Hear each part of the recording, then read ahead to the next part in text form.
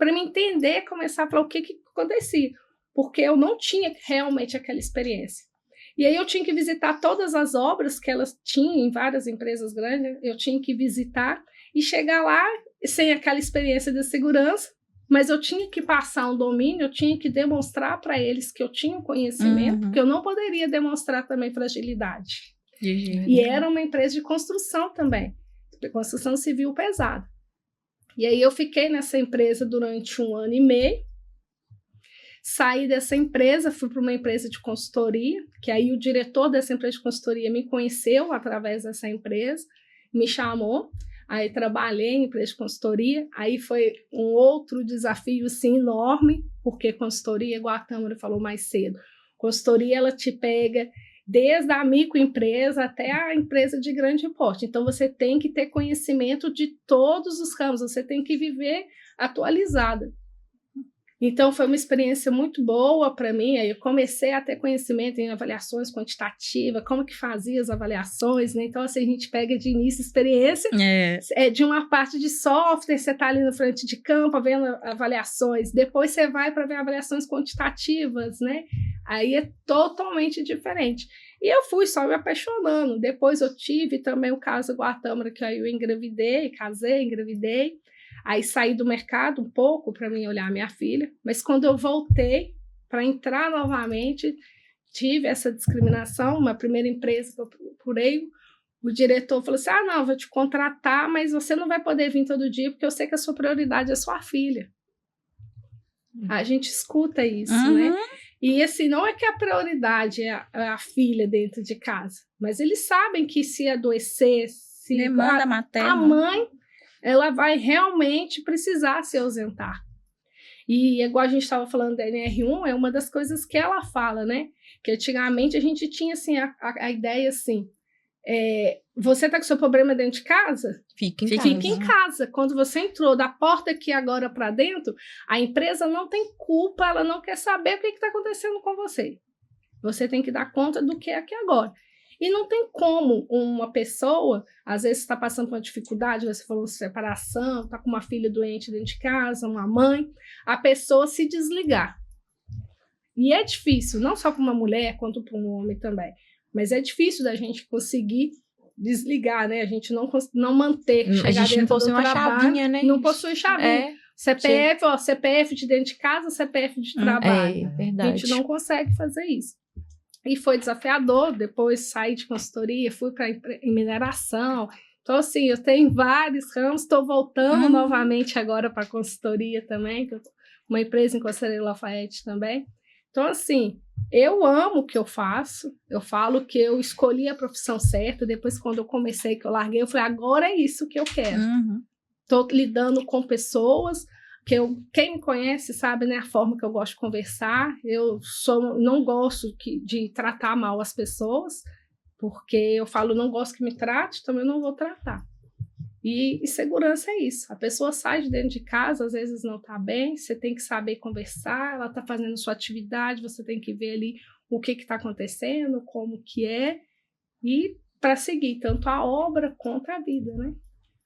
Já vamos pegar até esse gancho da NR1 aí, ó. Já vamos começar aproveitando, que aí eu gostaria, vamos fazer no mesmo círculo, da câmera já começa da NR1, o que vocês acham, né, da NR1, o que veio de mudança. A gente teve alguns convidados que inclusive falaram que não se vê tanto o cumprimento da NR1 pelo fato de que a NR1 a gente já faz grande parte dela, sempre fez, agora veio só um auxílio ali, né, uma exigência. Só que, por exemplo, um exemplo que eu vou dar para vocês, aí vocês vão comentar o que vocês acham dessa atualização. Se tem um funcionário, ele chegou ruim, não, por exemplo, no caso da Fabiola, o funcionário chegou e conversou com ela. Tem funcionário que é muito isolado. Isso a gente está falando das pessoas mais antigas. E elas sim vão chegar, às vezes vão conversar. Se a gente parar para pensar nas gerações mais novas, isso se torna um pouco mais difícil, porque eles não têm tanta comunicação. Então isso se torna um pouco assim, tá? A norma fala que a gente tem que cuidar desde que a pessoa saiu de casa, beleza? Você tem que saber se ela tá bem. Porque se ela, igual você falou, no seu caso, é um operador de máquina. Então, às vezes tem um rapaz que é um operador de ponte rolante, é um operador daqueles de guindaste próximo à comunidade. E se ele chegou e não estar bem, como que a gente vai prosseguir depois disso? Vamos conversar com ele e mandar ele para casa? E como que eu vou evidenciar, por exemplo, esse tipo de acontecimento de que eu estou cuidando bem do funcionário, que ele não adquiriu, porque vou dar um exemplo para vocês, por exemplo, já tive um caso que uma menina de 23 anos chegou na empresa, falou que não estava bem e pediu para ir embora, foi embora, no outro dia veio com um atestado de 13 dias. E aí passou mais um tempo, trabalhou mais 2 dias, mais atestado de 3 dias. E foi isso na experiência. E todos os atestados foram de ansiedade. Todos. E, né, depois a empresa, né, foi tentando ali de uma forma, mas só para vocês verem a complexibilidade de, se a gente pegar de forma bem minuciosa a NR1, ela é muito grande. Sim. E aí eu tenho que ter isso evidenciado e provar também que eu estou cuidando, porque senão, que aí eu quero justamente questionar isso com vocês. Como que eu vou falar assim, eu cuidei dessa pessoa, ela tá bem para trabalhar? Qual que é a minha evidência disso?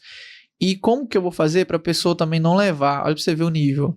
Ela pode levar isso para outro lado. Ela fala, não tô bem, eu briguei com minha esposa, eu briguei com meu marido, minha mãe tá mal, aconteceu alguma coisa. Às vezes coisas simples. Nesse caso da ansiedade, foi porque a menina brigou com o namorado dela. Então, briguei com meu namorado. Menina de 23 anos, inteligentíssima. E aí, tudo isso foi jogando para a empresa. Não tem nada a ver com a empresa, mas se ela não tá bem, eu tenho que trabalhar aquilo ali. E eu queria que vocês, inclusive, comentassem sobre isso. O que vocês acham, né? Já pegando tanto os contextos da NR1, tanto para as gerações mais novas. A gente teve um convidado que falou assim, eu posso colocar um emoticon como uma forma. A pessoa chega, tem as carinhas. Eu não tô bem. Por quê? É alguma coisa dentro de casa? O que eu posso... Até onde eu posso chegar? Senão também a empresa vai abraçar a vida pessoal da pessoa. Não é o que a gente quer. A gente quer que ele chegue bem. Mas já está fora da minha... Vou colocar assim, ossada, né? Eu não posso ir ali resolver uma briga com o namorado dela. Eu tenho que resolver alguma coisa. O que vocês acham, né? Pegando esse exemplo também. Mas inicialmente vamos falar sobre a NR1. O que vocês acham sobre a NR1? E assim, comentando sobre como que vocês veem ela sendo cumprido e o que tem a melhorar, se tem alguma coisa a melhorar que a gente pode fazer e qual que é as melhores formas, tanto de abordagem, como que a gente vai fazer com essa galera de hoje. Então vamos lá. A NR1, antigamente, um tempo atrás, a gente tratava ela só como ordem de serviço, OS. Era a NR1, há alguns anos atrás. Porque a NR1 é uma norma geral. Ela que demanda que você tem que ir lá na NR9, verificar como você vai fazer as medições, que você tem que ir lá na NR15 avaliar os limites de tolerância, que você tem que ir lá na NR17 fazer a IP e a IT. Então, a NR1 ela só direciona, ela manda você cumprir as obrigações das outras 37 NRs. Então, não é novidade. Né? A gente, dentro da NR1, ela foi inserida 2 subitens para falar de psicossocial. Mas quando você vai lá na NR17, já está lá. Quanto tempo? Lá na organização do trabalho, você já tinha que avaliar o psicossocial.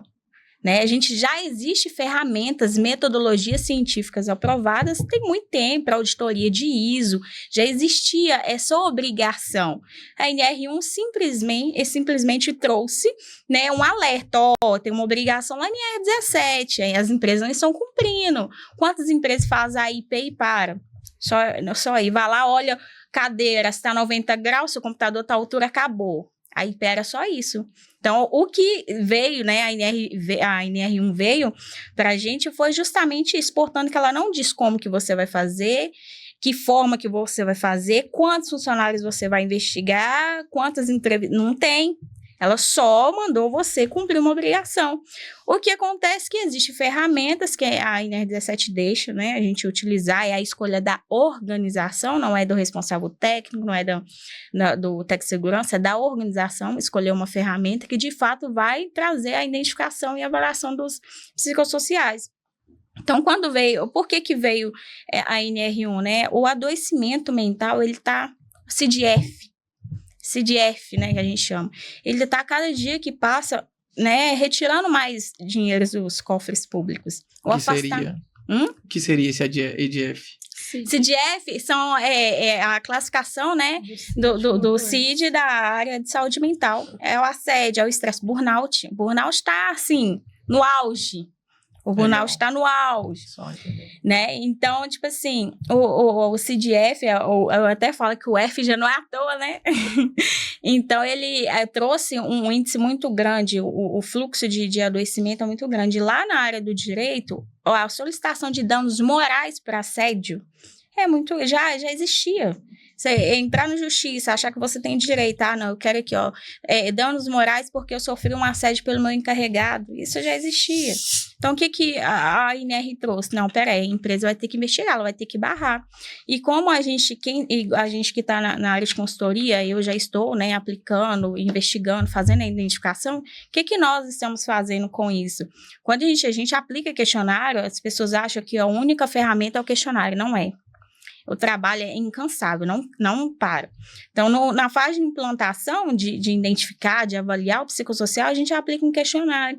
Porque é onde vai dar um norte ali. Opa, peraí, deixa eu ver, né? Onde que eu vou ter que ir a fundo para descobrir se tem um fator ou não. Aí o questionário aparece lá, uma demanda de trabalho como desfavorável. Eu vou no ambiente de trabalho, vou conversar com os funcionários, entender que demanda de trabalho é essa. Cara, isso é situação real.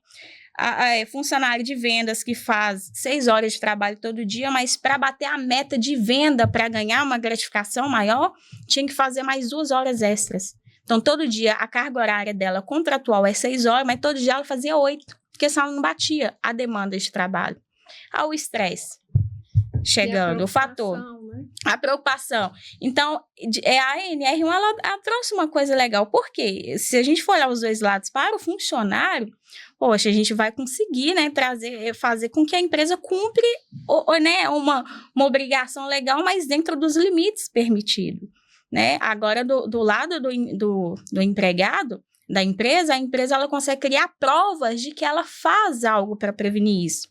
E nessa fase de identificação psicossocial, igual o Francisco falou, da menina com um problema ali de ansiedade, a gente consegue fazer um barramento do que está dentro do que está fora. Lá na NR1 fala que nós devemos identificar os riscos externos. O fator de psicossocial também entra nisso. Externo. Como que eu vou tratar o externo? Como que eu vou identificar a pessoa que saiu de casa para poder... Igual ele mesmo disse. Hoje, os jovens de hoje tá lá, né? Recuado, não conversa, né? A geração só no celular, não tem esse diálogo mais. Quantas pessoas que cometem suicídio? A gente teve, num tempo atrás, de pessoa na obra que suicidou, né? Cometeu autoextermínio ali. Então, como que a gente vai fazer isso? Identificar. Olha a responsabilidade que a empresa tem nas mãos hoje. É uma responsabilidade, mas é em prol de ambas as partes. Para a empresa, contribuir ali com a documentação de que ela faz algo prevencionista. E para o funcionário é tratar, de fato, a saúde mental, evitar que o ambiente seja hostil para ele. Porque vocês contam quantas horas vocês passam trabalhando? Desde a hora que você sai de casa. É 12 horas. Ou mais. À disposição de uma empresa para trabalhar. A gente chega em casa 7 horas, 10 horas eu quero dormir. Quantas horas que eu fiquei com a minha família? 3 horas. Eu passo mais tempo na empresa do que em casa. Então, nada mais, né, do que manter um ambiente ali agradável, né, para a gente poder conseguir conviver no dia a dia ali e manter isso aqui. Porque isso aqui eu acho que é um dos maiores problemas. E você vê as empresas como estão prontas para... Não. Não mesmo. Portanto, que teve o adiamento, né, de aplicação de multa, né, por 90 dias, justamente por isso, as empresas não estão, porque foi jogado na mão aqui, ó, identifica para mim, avalia, tá, a empresa está assim, mas como? Nem os fiscais, eu fiz curso com uma juíza lá de Santa Catarina, que ela falou, mas nem os fiscais sabem lidar com isso. Nem os fiscais vão saber chegar numa empresa e saber se a empresa está fazendo ou não. Que eu pegar um questionário, um AIP, e falar, não, teve estresse, qual é o plano de ação para evitar aquele estresse? Aí, como que a empresa vai fazer a aferição daquilo? Então, não tá, ninguém tá apto ainda para lidar com isso. A gente está construindo, a gente vai contornando e construindo. Cada empresa, cada consultoria está construindo como vai lidar com isso. Hoje existe o plano de saúde, a Unimed já colocou lá, saúde mental na empresa. Você consegue consultar na hora, fazer online na hora.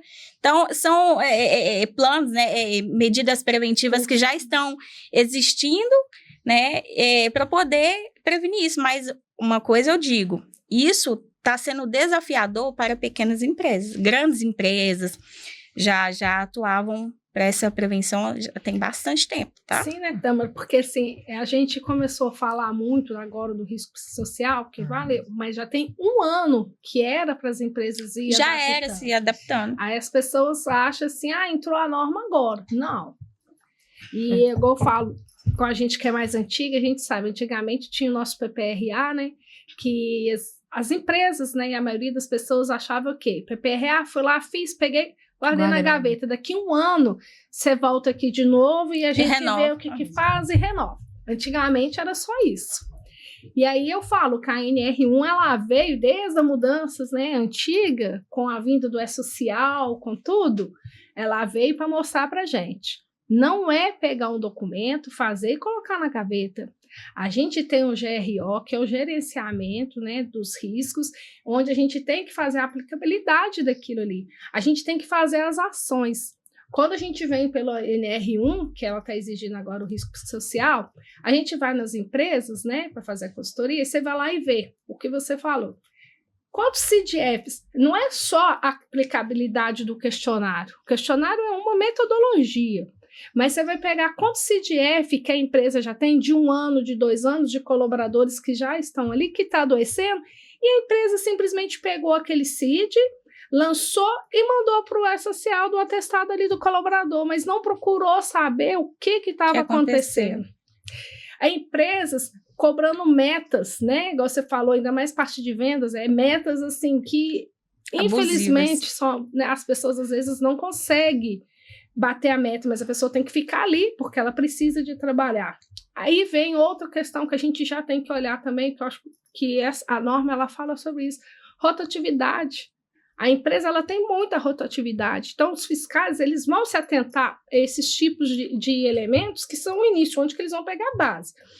A empresa tem muito CDF, né, de tal setor. O que está acontecendo? Como que é esse líder? Porque a gente tem que tratar a liderança, a pirâmide, né? Vamos falar assim, é o líder e depois é para baixo. Porque não adianta também a pessoa achar que o líder ele vai conseguir fazer o que o liderado tem. Não consegue. Então tem que ser encaixado a segurança com a liderança da empresa, né? E a aplicabilidade, igual que vai ajudar a gente, né? Ajuda, igual você falou, a gente faz a aplicação do questionário para ver como que está a saúde do colaborador. Através daqueles questionários que a gente aplica, você vai ver ali qual setor que está tendo uma carga abusiva dentro de uma empresa. Você consegue, através do questionário, através dos atestados, né? E a gente vai olhando isso tudo. Afastamento, tudo a gente tem que olhar. Tudo você tem que olhar, porque aí você vai fazer uma junção. E aí você vai pegar e falar assim, a gente está pecando muito nessa área aqui. Aí agora é que a gente vai ver, qual é que você falou, qual o plano de ação que a gente vai criar. Porque não dá. Mas hoje, assim, eu vejo a questão até mesmo do preenchimento do questionário, o funcionário ele tem receio de preencher. Ele vai fazer o preenchimento ali, eu falo porque dentro da obra é 90% masculino.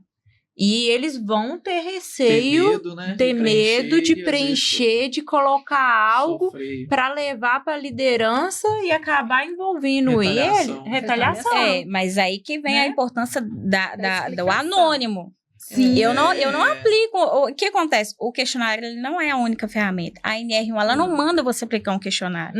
O questionário ele se tornou, né, universal porque ele é um ponto de partida. A gente tem o COPSOC, a gente tem o ProArt, a gente tem o HSEIT. Então são metodologias cientificamente aprovadas para identificar ali um estresse.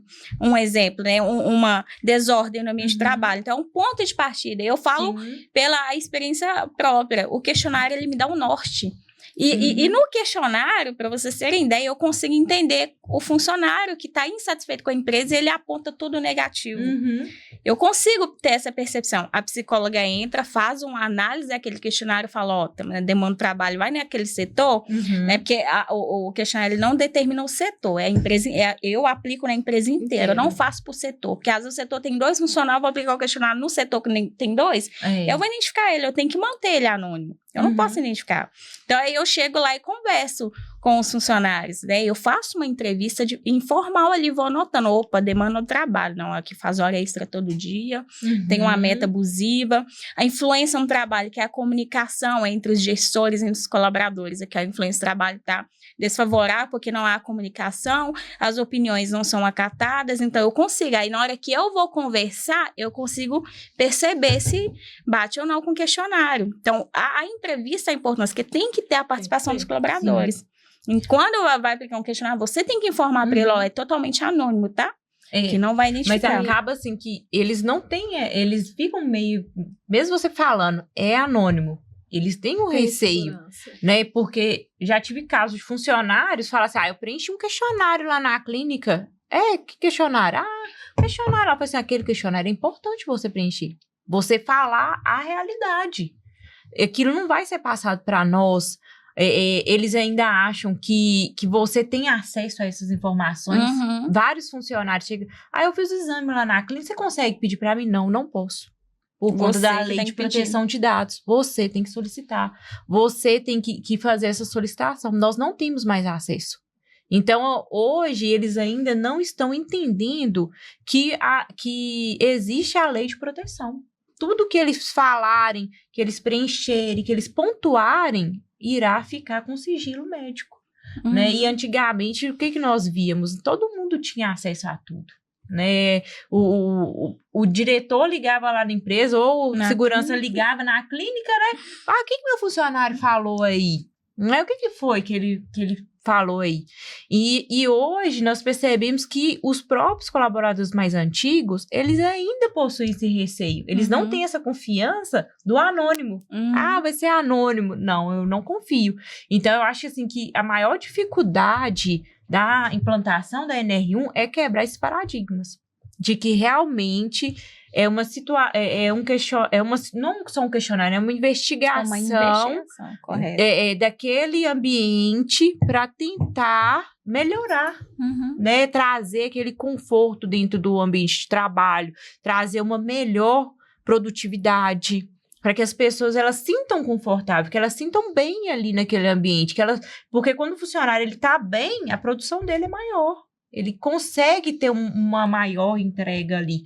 Só que eles ainda não estão tendo essa visibilidade que a NR1 veio para realmente seja cumprida, né? Que ela veio realmente ali para trazer benefícios, tanto para a empresa quanto para o funcionário. Mas eu também acho desafiador como empresa falando, porque hoje, você não consegue controlar as emoções das pessoas, né? Igual a Tâmara falou que muito bem, que hoje os jovens não comunicam realmente.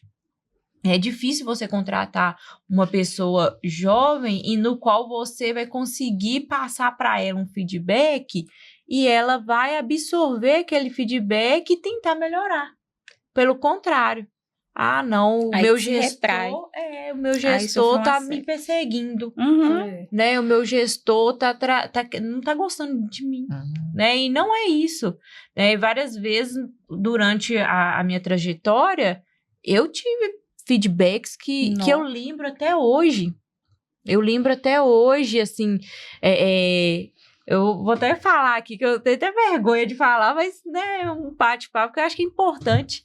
Uma vez eu apliquei uma advertência num colaborador na frente de todo mundo. Sabe? E aí meu gestor me chamou e falou, você nunca faça isso. Aquilo que você fez, você constrangeu o funcionário. Mas o quê? A imaturidade. A querer mostrar assim, o meu poder. Achando que o seu poder você mostrava era isso, que a pessoa tem medo. Exatamente. E hoje eu tenho uma percepção, principalmente hoje na gestão, na coordenação de obra, eu tenho uma visão diferente. Eu falo, não é necessário isso. Isso não é necessário. E eu falo com todos os meus liderados e eu falo com eles, não precisa você mostrar o seu poder de frente. Nós temos um poder maior, né? Um poder, às vezes, você chamar aquele colaborador na sua sala, conversar com ele, né? Falar com ele, mostrar para ele que aquela atitude dele poderia ter provocado um acidente, é muito mais benéfico.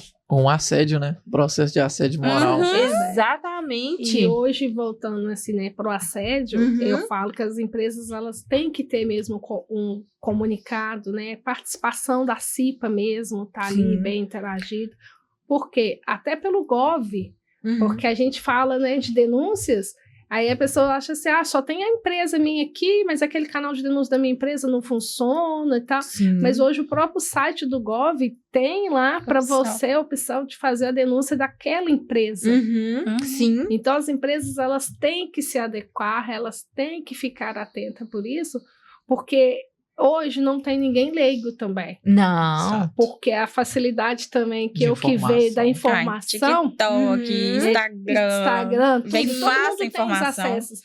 Desde a pessoa, né, vamos falar assim, mais antiga. E os jovens que estão vindo hoje estão muito mais antenados do que a gente. Sim. A gente tem que tentar correr atrás e fazer. Mas as pessoas novas falam, minha menina de 8 anos faz uma coisa no celular que tem hora que eu falei, eu não sei fazer isso. E ela já está sabendo. E é aquelas pessoas, igual o Francisco, que vocês falaram, gente, não quer saber de você ficar tentando explicar, falar. Não.